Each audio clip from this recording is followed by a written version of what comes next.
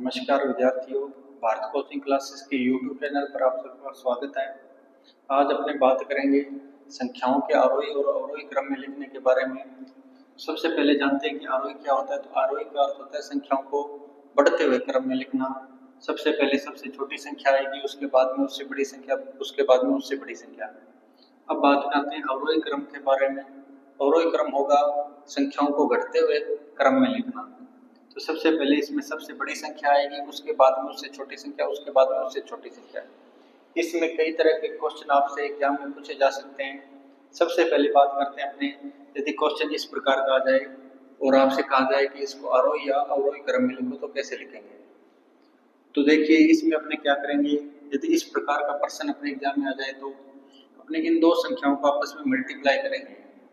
तो इसको मल्टीप्लाई करेंगे तो अपने पास में आएगा 24 वर्गमूल में ये आएगा वर्गमूल में 10, ये अपने पास में आएगा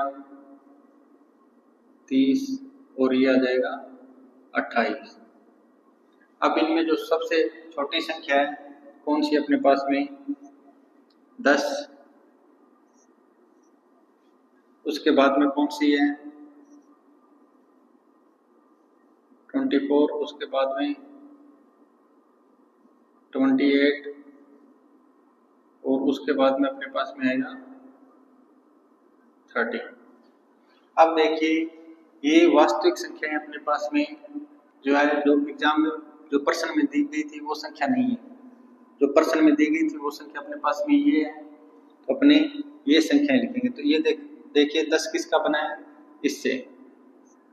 तो अपने पास में संख्या आएगी √10 प्लस √1, ये बड़ी होगी किससे, 24 किससे आया अपने पास में इन दो संख्याओं से, तो ये बनेगा 8 प्लस √3।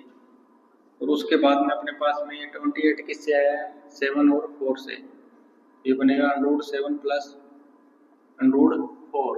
और उसके बाद में 30 किससे आया अपने पास में, ये है 6 और √5 से। इस प्रकार जो अपने आरोही क्रम में इनको लिख सकते हैं। ये क्रम है आरोही क्रम।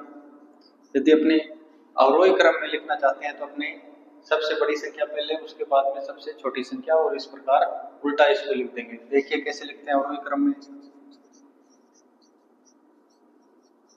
अवरोही क्रम में लिखने के लिए अपने क्या करेंगे, ये अपने पास में आएगा सबसे बड़ी संख्या सबसे पहले, उसके बाद में उससे छोटी संख्या, उससे बाद में इससे छोटी संख्या,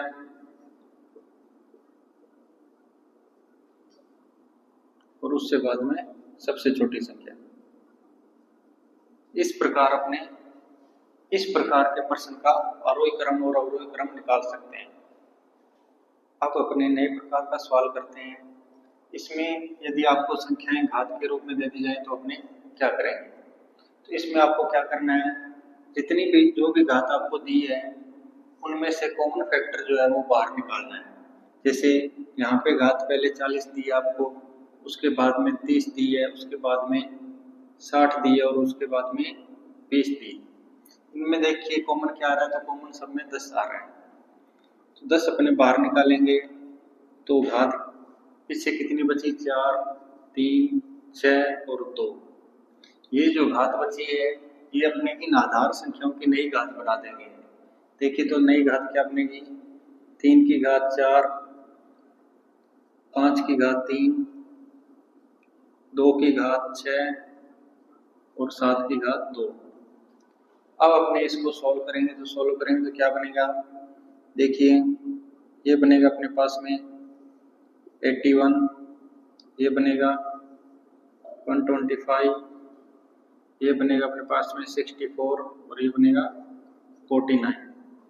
अब अपने आरोही क्रम में इसको लिख सकते हैं, आरोही क्रम। अब देखिए सबसे छोटी संख्या यहाँ पे कौन सी है 49, तो आरोही क्रम में सबसे छोटी संख्या कौन सी लिखेंगे, 7 की घात 20। इससे बड़ी संख्या तो यहाँ पे 64 सबसे बड़ी है, तो ये संख्या इससे बड़ी आएगी। उसके बाद में 81, तो यहाँ पे 3 की घात 40। और सबसे बड़ी संख्या कौन सी आएगी अपने पास में? 5 की घात 30। अवरोही क्रम में पूछने पर अपने इसको उल्टा लिख देंगे। अब अपने एक नए प्रकार का क्वेश्चन करते हैं।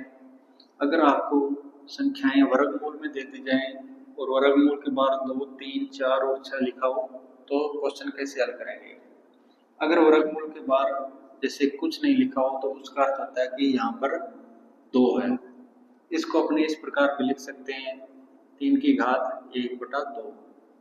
इसका अर्थ होता है 4 की घात 1/3। इसका अर्थ होगा 3 की घात 1/4 और इसका अर्थ होगा 7 की घात 1/6। अब देखिए अपने इसको आरोही और अवरोही में बताना है तो अपने कैसे सॉल्व करेंगे इसको? तो अपने को क्या करना है, जितनी भी घात आपको दी गई है उन सबका आपको एलसीएम लेना है। 1/3, 1/4 और 1/6, इन सबका अपने एलसीएम लेंगे तो अपने पास एलसीएम कितना आएगा? 12। यहाँ पर ऊपर देखो क्या बनेगा, तो बनेगा 6। यहाँ पर बनेगा अपने पास में 4, यहाँ पर बनेगा 3 और यहाँ पर बनेगा 2। तो जहाँ जो आपके पास ऊपर संख्याएं बन रही हैं वो आप इन संख्याओं की नई घात बना देंगे। यहाँ पर अपने ये जो ऊपर संख्या बनी है ये नई घात लगा देंगे। तो देखिए कैसे करेंगे, 3 की घात 6,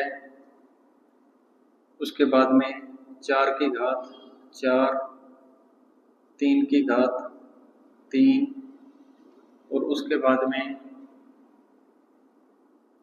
7 की घात 2। तो ये अपने पास में बनेगा 729। ये अपने पास में बनेगा 256। ये अपने पास में बनेगा 27 और ये बनेगा 49। इसको अपने आरोही क्रम में लिखेंगे तो कैसे लिखेंगे?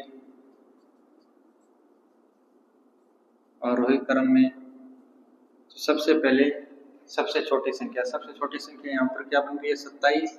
किससे आ रहा है? इस संख्या से। तो यहाँ पर अपने लिखेंगे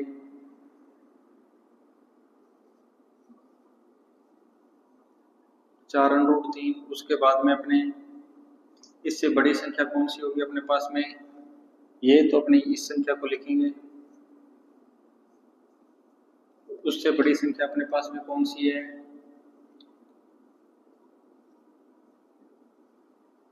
और उसके बाद में अपने सबसे बड़ी संख्या जो अपने पास में ये है। तो इस प्रकार अपने इसको आरोही क्रम में लिख सकते हैं। अवरोही क्रम में लिखने के लिए इसको उल्टा कर देंगे। देखिए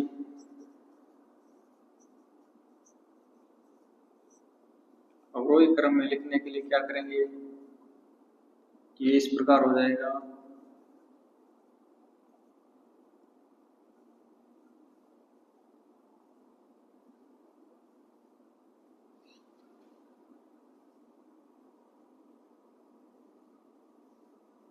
इस प्रकार अपने इस संख्या को अवरोही क्रम में भी दर्शा सकते हैं। धन्यवाद।